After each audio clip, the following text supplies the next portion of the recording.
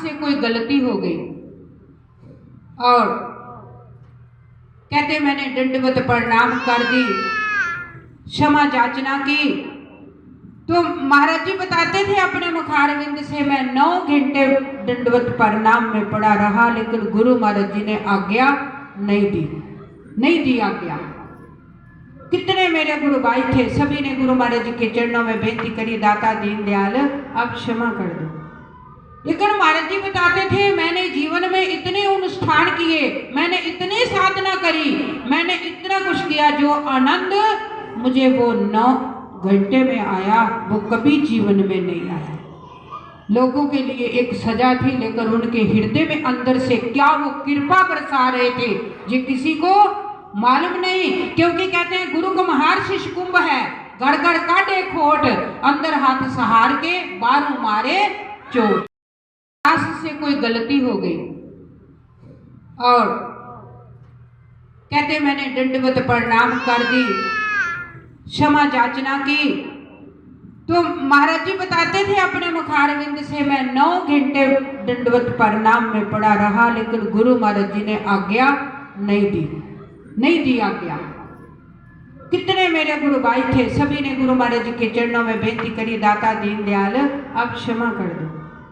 लेकिन महाराज जी बताते थे मैंने जीवन में इतने अनुष्ठान किए, मैंने इतनी साधना करी, मैंने इतना कुछ किया, जो आनंद मुझे वो 9 घंटे में आया वो कभी जीवन में नहीं आया। लोगों के लिए एक सजा थी, लेकिन उनके हृदय में अंदर से क्या वो कृपा बरसा रहे थे ये किसी को मालूम नहीं। क्योंकि कहते हैं गुरु को महार शिष कुंभ है, गड़ गड़ काटे खोट, अंदर हाथ सहार के बारू मारे चोट। कभी कुम्हार को देखा बर्तन बनाते, उसके हाथ में एक लकड़ी का जंतर होता है, उसे थथुआ बोलते हैं, और भीतर में वो बर्तन के हाथ रखता है कुम्हार ऐसे, और बाहर से वो जोड़ जोड़ से बर्तन को मारता है, जोड़ जोड़ से उसकी शेप बनाने के लिए।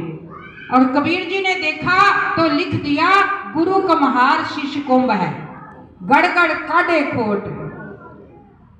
जैसे सुनार के पास सोना जाता है, सोना आभूषण नहीं होता, सोना आभूषण नहीं होता, सुनार के पास मात्र एक वो डली बन करके जाता है, और उसको आभूषण बनाने के कभी उसे भट्ठी में डालता है, कभी उसकी कुटाई करता है, नाना प्रकार के जतन करने के बाद वो सोना एक आभूषण बन जाता है, वो दिलकश बन जाता है, किसी का श्रृंगार बन जाता है। लेकिन कब बना?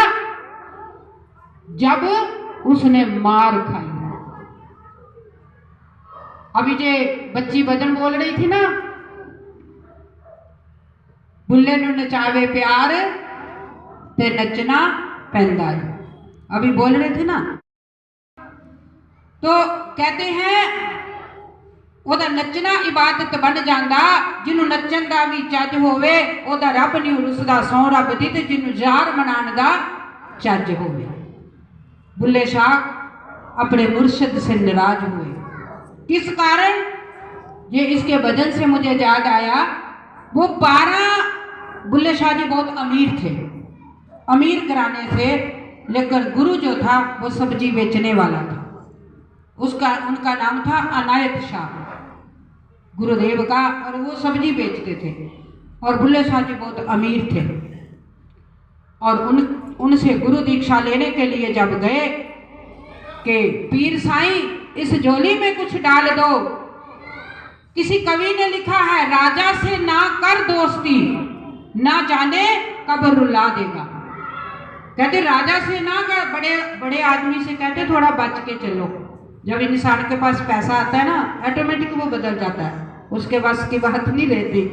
तो कहते वो ना जाने, राजा से ना कर दोस्ती, ना जाने कब रुला देगा, फकीर से कर ले दोस्ती, ना जाने कब मिला देगा।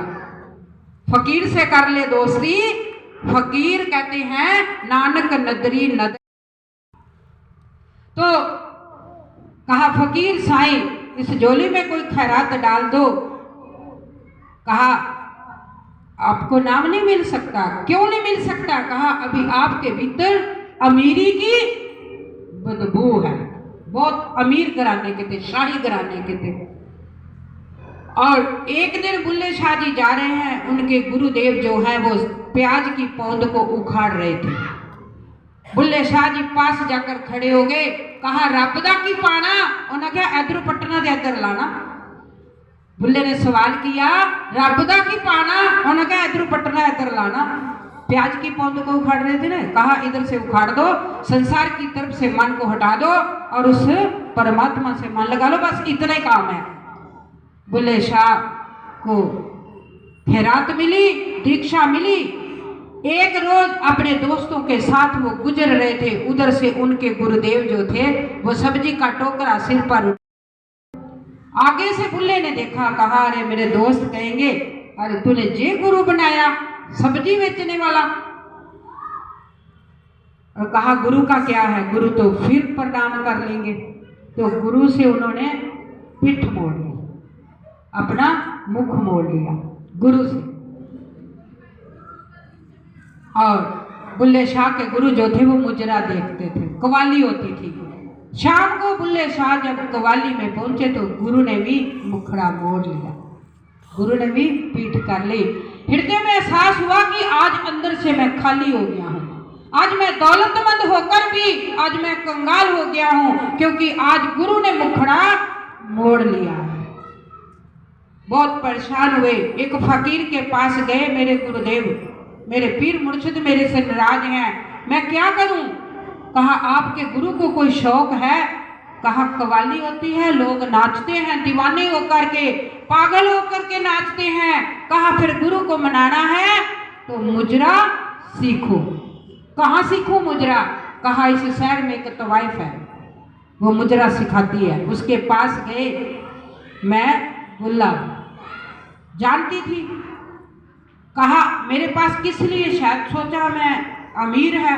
कहा मैं आपसे मुजरा सीखने के लिए आया हूँ। कहा किस लिए मुजरा सीखना है। कहा मेरे पीर मुर्शिद आज मेरे से नाराज है।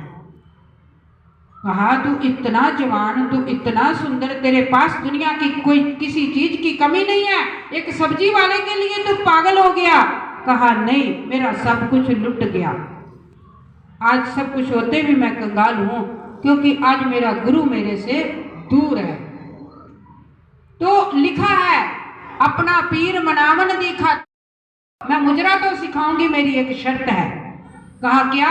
कहा अपने पट का मांस मेरे को दो। अब लगी थी, इसलिए कहते हैं लगी वाले आनो नींद ना आवे ते तेरी कि में आँख लग गई। जब लग जाती है ना फिर चैन नहीं आता। अब लगी थी। वैश्या ने कहा अपने पट का मांस मेरे को दो। बुल्ले शाह ने छुरी मंगाई, अपने पट का मांस निकाला, वैश्या को दे दिया। वैश्या का हृदय पिघल गया। कहा सारा जीवन मैंने पाप किए, मैंने अपराध किए, एक दीवाना होकर इसने एक मिनट के लिए नहीं देरी करी। कहा मैं तेरे को मुजरा तो सिखाऊंगी, लेकिन अपने गुरु के पास ले जा करके मेरे गुनाह जो है वो बख्शा देना। कहा जे मुझे मंजूर है। फिर सीखा मुजरा। फिर कहा अपना पीर मनावन दे खातर मैनू घर कंजरा दे जावन दे, कंजरी बनया मेरा कुछ नहीं बिगड़ता, तो मैनू नच नच जार मनावन दे। सीखा मुजरा। फिर आए बुल्ले शाह 12 वर्ष बाद अपने गुरुदेव की महफिल में आए, आके बुरका पहना, वैश्या से बुरका लिया, आके महफिल में वो नाचे। तो गुरुदेव ने कहा तू बुल्ला। कहा नहीं मैं बुल्ला नहीं, मैं पुल्ला। तो गुरुदेव खड़े हो गए, अगर तू पुल्ला है तो फिर मैं भी डुल्ला। फिर गुरुदेव ने हृदय से लगा लिया। वो थी एक भक्ति। इसलिए कहते हैं ना, जो भजन बोल रही थी बुल्ले का क्या था, तो नचना पैंदा। फिर वो नचे अपने प्रीतम को मनाने के लिए। लौट के उसी बात पर आ जाए कि आज हमारे जीवन में वो सुकून क्यों नहीं, आज विचार नहीं है। और वो विचार कहाँ से मिलेगा, जब हम अपने आप को समर्पित करेंगे किसी गुरु की शरण में जाकर के। कहते हैं इसलिए माँ जानकी राजा जनक जी मिलने के लिए आते हैं। चित्रकूट में मिलाप होता है।